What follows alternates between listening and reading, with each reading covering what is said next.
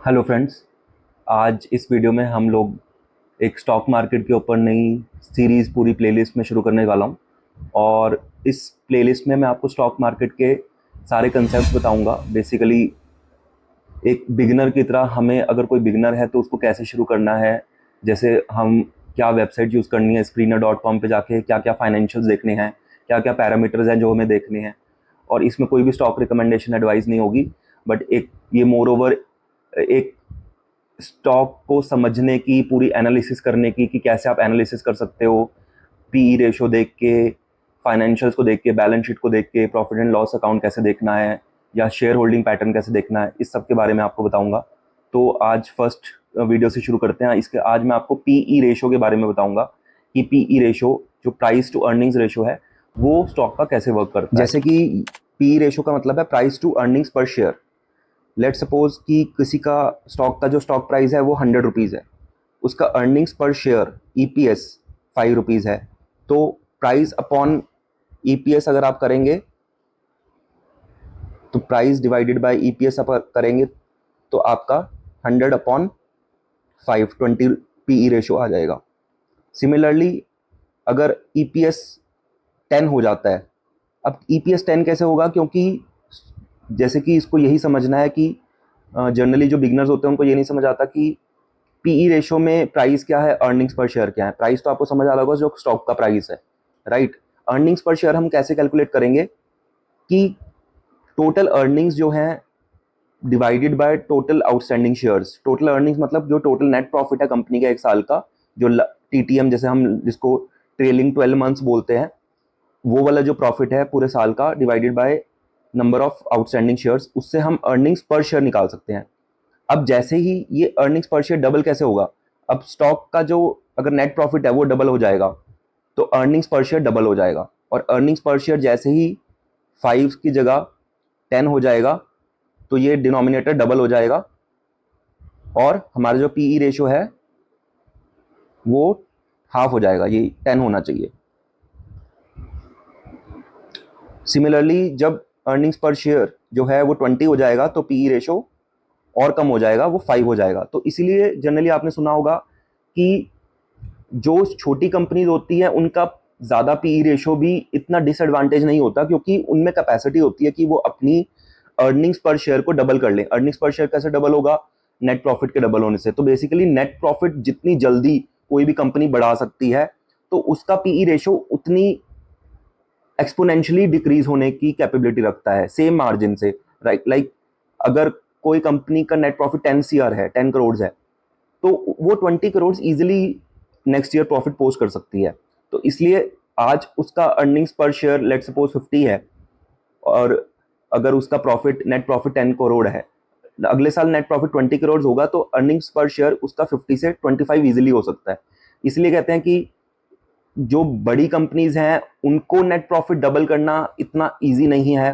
किसी का कंपनी का 1000 करोड़ का नेट प्रॉफिट है और अगर उसका पीई फिर भी ज़्यादा है तो वो पीई इतनी जल्दी नीचे नहीं आएगा, क्योंकि उनका प्रॉफिट 1000 करोड़ से 2000 करोड़ होना बहुत मुश्किल है। बट एक छोटी कंपनी के लिए 10 करोड़ से 20 करोड़ होना या 50 करोड़ से 100 करोड़ का प्रॉफिट पोस्ट करना इतना कंपैरेटिवली ईजी है। इसको हम स्क्रीनर की मदद से और समझते हैं। लेट्स सी दिस, मैं कैनरा बैंक का एग्जांपल ले रहा हूँ इसमें। जैसे कि कैनरा बैंक में यहाँ पर पीई रेशो अगर आप देखेंगे इसका 6.17 है, ठीक है।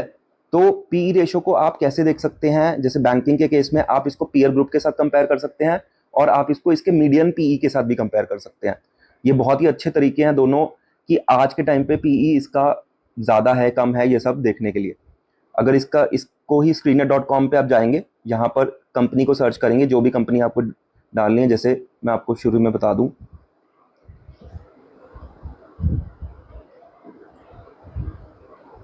स्टॉक स्क्रीनर पे गए, ये खुलेगा। फर्स्ट आपको वेबसाइट खोलनी है, यहाँ पर आपको सर्च फॉर अ कंपनी में जो भी आपको स्टॉक सर्च करना है। जैसे कैनरा बैंक में आपको एग्जांपल के लिए समझा रहा हूँ कि हम कैसे देख सकते हैं।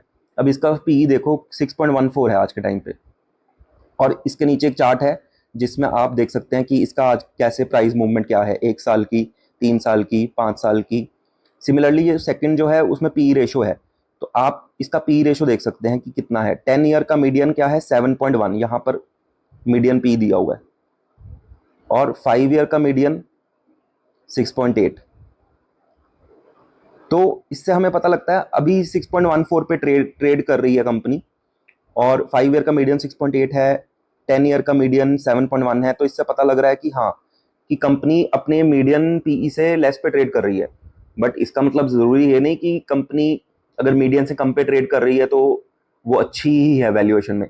ये आपको ये भी देखना है कि कोई प्रॉब्लम तो नहीं है कंपनी में कंपैरेटिवली पहले के टाइम से इस टाइम पे, जो वो कम पे ट्रेड कर रही है। मे बी वो प्रॉफिट्स उतने नहीं जनरेट कर रही है, इसलिए वो कम पे ट्रेड कर रही है। तो लेट्स सी उसके प्रॉफिट एंड लॉस स्टेटमेंट में जाके देखते हैं।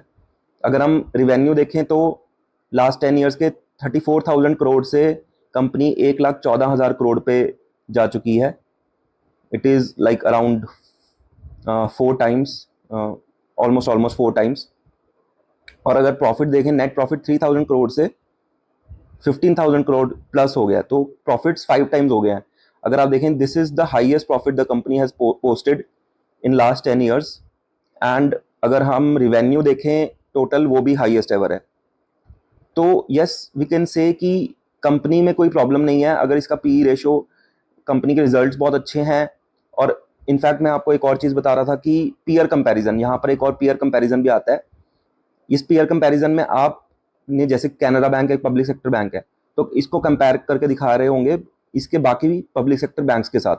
तो अब स्टेट बैंक में देखें, अब 9.83 है पी, पंजाब नेशनल बैंक में 10.65 है, बैंक ऑफ बड़ौदा कम है, आईओबी देखो 40 पे ट्रेड कर रहा है।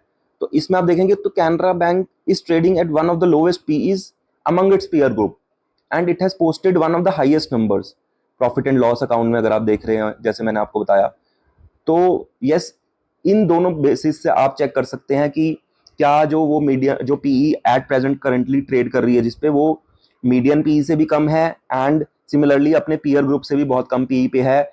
और इसमें प्रॉफिट एंड लॉस में कोई दिक्कत नहीं है। टेम्परेरी अगर आप इसमें न्यूज़ सुनेंगे कि कोई टेम्परेरी बैंकिंग सेक्टर में कोई ट्रबल है या नहीं, तो इस तरह सारी चीज़ों से आप इवेल्युएट कर सकते हैं हाँ कि कंपनी हर फ्रंट पे अच्छा कर रही है और स्टिल अभी अपने मीडियन पी से और पीयर ग्रुप से कम पी पे ट्रेड कर रही है। तो यस, कंपनी में काफ़ी पोटेंशियल है। ये कोई टिप नहीं है आपको, कोई स्टॉक रिकमेंडेशन नहीं है, मैं आपको बता रहा हूँ कि किस तरह से आप पीई को यूज़ करके, प्राइस टू अर्निंग्स रेशियो को यूज़ करके आप देख सकते हो कि स्टॉक कैसा परफॉर्म कर रहा है। लेकिन इसमें एक और चीज़ है मैं जो आपको बताना चाहता हूँ कि कई बार जो स्क्रीनर जो हम साइट यूज़ कर रहे हैं, इस पे जो पीई दिया होता है वो एग्जैक्ट वैल्यूएशन नहीं होती स्टॉक के पीई की। करंटली यस, वो उस पी पे ट्रेड कर रहा है, बट क्या वो एक्चुअल पी है या नहीं, उसको देखने के लिए मैं आपको एक और एग्जांपल देता हूं, जैसे लक्स इंडस्ट्रीज का। ये यहां पर दिखा रहा है कि स्टॉक का पी है 53.2। तो ये 53.2 कैसे आया, इसको आप दोनों तरीके से निकाल सकते हैं।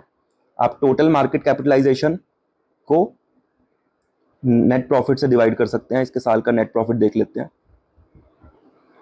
126। तो आप इसको कैलकुलेटर में यूज करके 6688 divided by profit and loss में देखते हैं 126।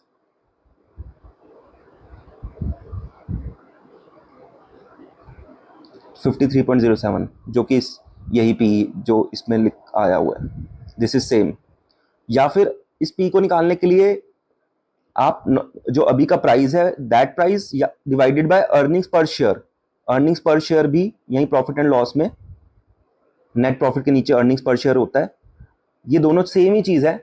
अगर आप समझेंगे इसको, वो टोटल मार्केट कैपिटलाइजेशन की जगह हमने प्राइस ले लिया, पर शेयर का प्राइस है वो, इसलिए हमने यहाँ पर मार्केट कैप की जगह पर शेयर लिया। तो टोटल प्रॉफिट एंड लॉस में पूरा प्रॉफिट एंड लॉस लेने की जगह, पूरा प्रॉफिट 126 करोड़ का लेने की जगह हमने पर शेयर का प्रॉफिट लिया 43.07।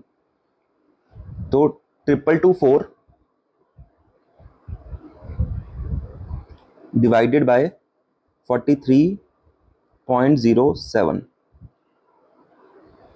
एक बार चेक कर लेते हैं। Yes,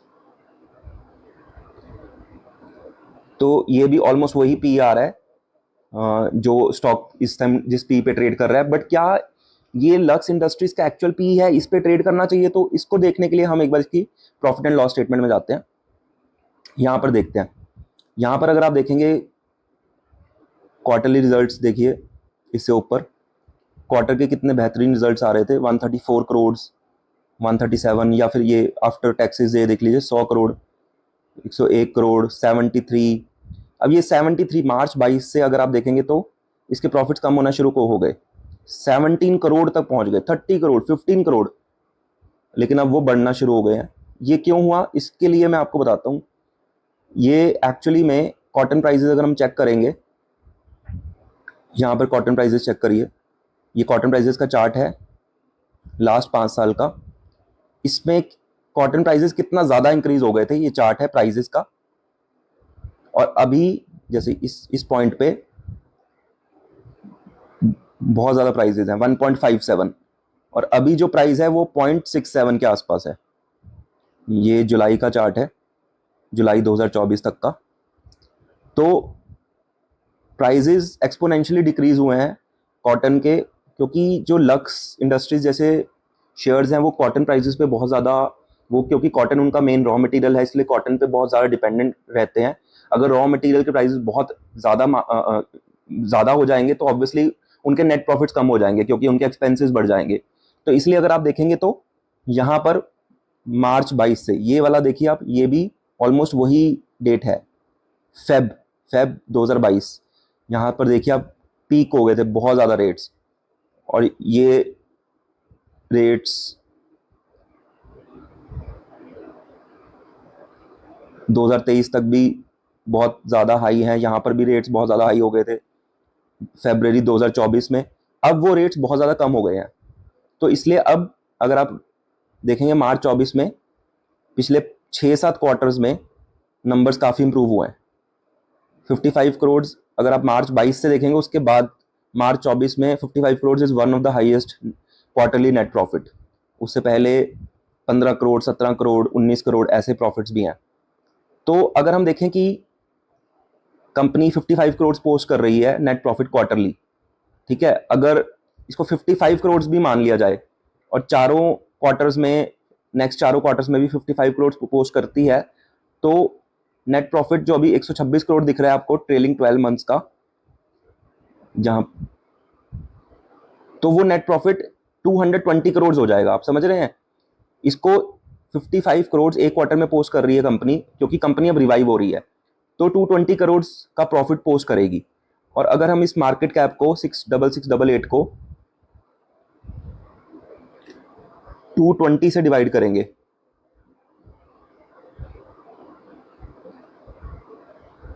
so it comes out to be 30.4।